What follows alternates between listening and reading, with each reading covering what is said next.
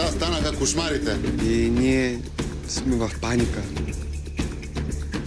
Не пропускайте празник с Николина и Мария Чакърдъкови.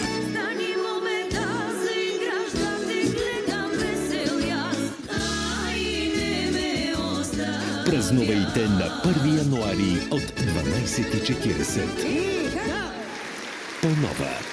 На 2 януари 21 часа. Знаеш ли какво е това?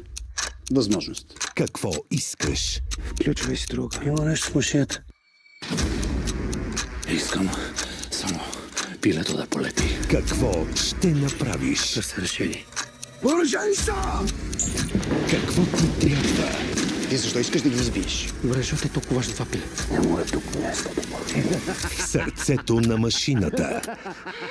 По-нова. Някои истории са прекалено истински, за да се разказват. Имах щастието живота да ми изстреля нагоре и да сбъдна голямата си детска мечта. Колко високо стигнах? Вие ще кажете. Не беше лесно. Така изглежда, но не беше.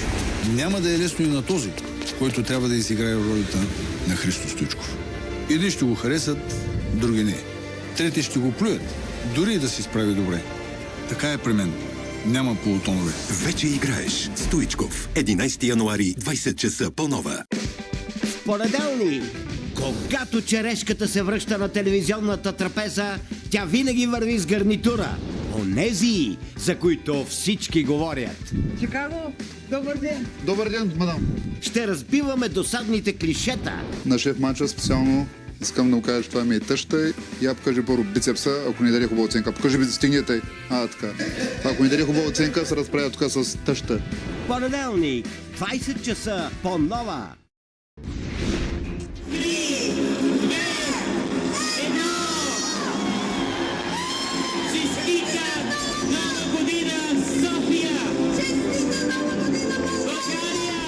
Как България посрещна новата година? От днес се сбогуваме с лева и посрещаме еврото. Какво ще се промени за нас? Нова минимална работна заплата, но и нови цени на такси и услуги. И още, кое е първото бебе в новата 2026 у нас?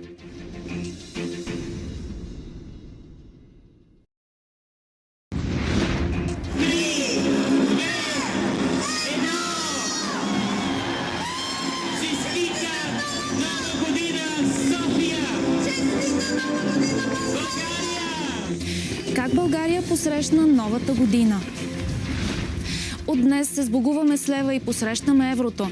Какво ни пожелаха президентът и политическите лидери? Нова минимална работна заплата, но и нови цени на такси и услуги. Трагедия в Швейцария. При пожар в бар в ски курорт загинаха най-малко 40 души. И още, кое е първото бебе в новата 2026 у нас?